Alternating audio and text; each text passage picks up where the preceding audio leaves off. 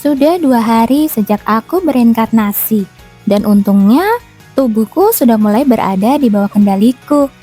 Apa kepala Anda sakit, Putri? Sedikit. Para pelayan membantuku mengganti baju. Sentuhan hangat mereka membuatku sejenak lupa sama kenyataan yang pahit. Keadaanku sekilas seperti merasuki tubuh orang lain. Tapi dewa itu jelas-jelas mengatakan, setelah membuatmu terlahir kembali, aku akan mempercepat kehidupanmu hingga titik awal dalam novel.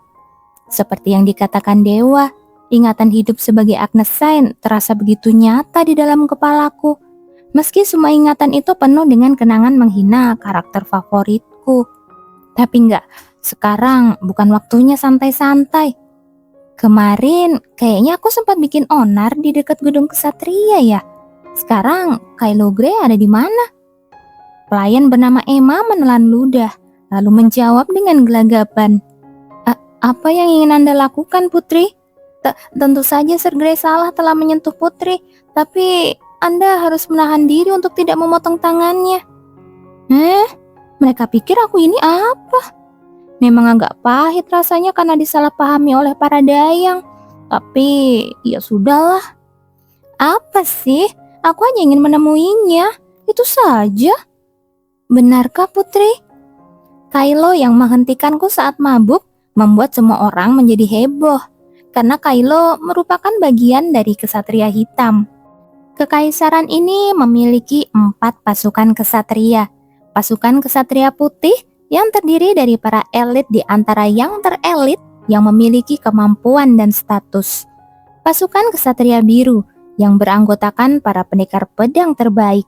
Pasukan kesatria merah yang diisi oleh para penyihir terkemuka, dan pasukan kesatria hitam yang bisa dibilang juga sebagai kumpulan orang-orang bermasalah. Kemampuan mereka memang luar biasa, tapi mereka adalah orang-orang yang susah diatur dan sulit diprediksi. Mereka mendapat julukan anjing pemburu perang yang selalu berdiri di garda terdepan dan menggigit lawannya tanpa ampun.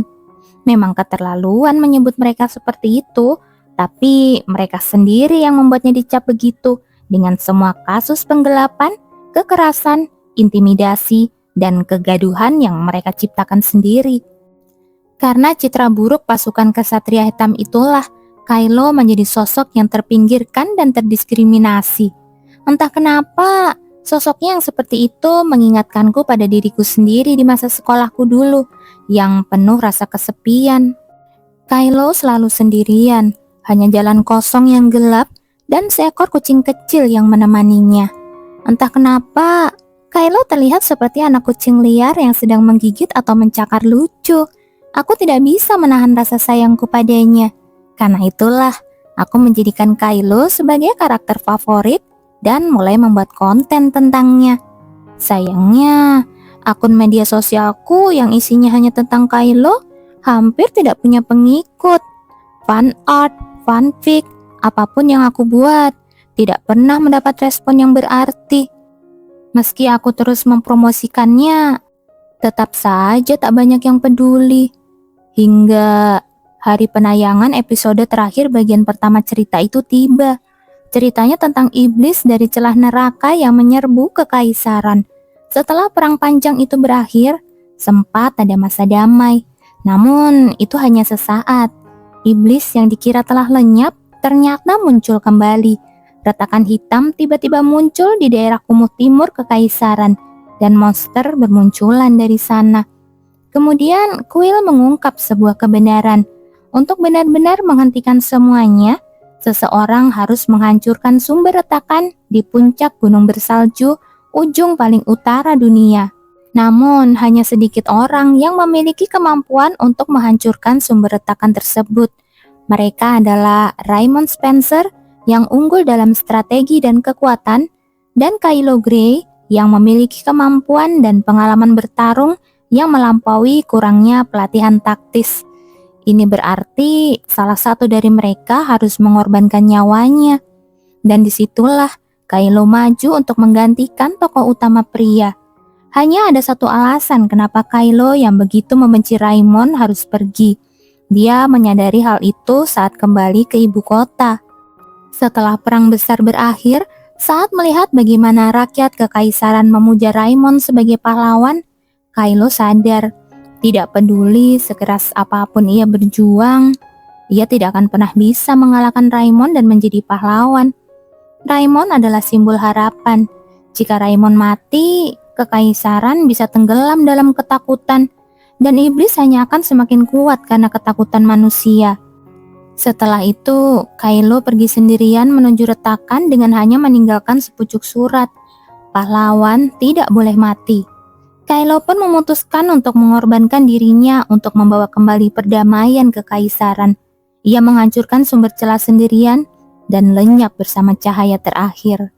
Saat itulah, karakter yang selama ini dibenci dengan segala hinaan dan makian mendadak menjadi pahlawan di hati para pembaca. Dan saat itulah, penulis akhirnya membagikan desain resmi karakter Kylo untuk pertama kalinya. Ternyata, karakter yang dikira tidak menarik adalah sosok yang sangat tampan dan luar biasa. Sejak saat itu, Kylo menjadi pusat perhatian semua orang. Masa kejayaannya pun dimulai. Bahkan sampai ada kafe ulang tahun yang dibuka untuknya juga. Tapi, apa gunanya kalau sudah mati? Baik untuk Kylo maupun aku. Biar begitu, semuanya akan berubah mulai sekarang. Aku akan mengubah masa depan Kylo. Agnes yang sekarang berdiri di depan pintu besar tempat pemimpin kesatria hitam berada, menarik nafas dalam-dalam. Setelah pintu itu terbuka, Agnes terkejut melihat pemandangan di depannya. Apa-apaan ini? Beberapa kesatria putih berdiri tegak, dan karakter favoritnya, Kylo, lagi berlutut di depan mereka dengan tangan terikat ke belakang. Kylo mendongak dan tatapan marah, gak terima dan penuh perlawanan langsung tertuju padanya. Kenapa? Seorang kesatria putih menatapnya dan mengatakan, Tuan Jenderal meminta kami bersiap untuk kedatangan Yang Mulia Putri, jadi kami mengikatnya agar dia tidak kabur ataupun memberontak. Oke, pemandangan Kylo yang terikat dan berlutut itu agak menarik di mata seorang fangirl berimajinasi liar. Tapi itu urusan pribadiku. Agnes langsung teriak sambil ngebasin tangan ke arah para kesatria. Cepat lepasin Sir Grey sekarang juga. Saat Agnes menjerit, para kesatria pun terkejut dan segera melepaskan ikatan tali yang membelenggu Kylo. Semua keluar, cepat, kalian semua keluar sekarang juga. Agnes mengusir semua orang dari ruangan. Ia harus menghadapi situasi ini seorang diri. Begitu para kesatria pergi dan bayangan mereka menghilang dari pandangan, kini hanya tersisa 2 orang di ruang komandan kesatria hitam. Aku benar-benar ingin memperlakukanmu dengan baik, tapi kenapa hal-hal seperti ini terus terjadi sih? Potong saja, sebagai hukuman karena telah berani menyentuh tubuh yang mulia. Saya akan menerimanya. Silakan potong. Nada bicaranya terdengar mantap. Mendengar itu, hati Agnes akan runtuh. Kylo, ia adalah karakter favorit Agnes, seorang tokoh tragis yang membuat hatinya pilu hanya dengan mengingat namanya. Dan sekarang, dirinya memainkan peran sebagai orang kejam yang menyiksanya. Mengapa harus seperti ini? Agnes menangis dalam hati, namun ia berusaha keras menyembunyikan emosinya. Aku tidak berniat memotong pergelangan tanganmu. Bagaimana mungkin ia sanggup melukai tangan yang begitu berharga? Kalau bukan pergelangan tangan, apakah saya harus menyerahkan leher saya sebagai gantinya? Itu malah nggak boleh. Bagaimana ini? Aku bahkan tidak bisa menjelaskannya dengan benar. Kalau bukan itu, apakah Anda akan puas jika saya melepaskan seragam kesatria saya? Suara Kylo merendah. Melepas seragam? Agnes pun menelan ludah dengan gugup.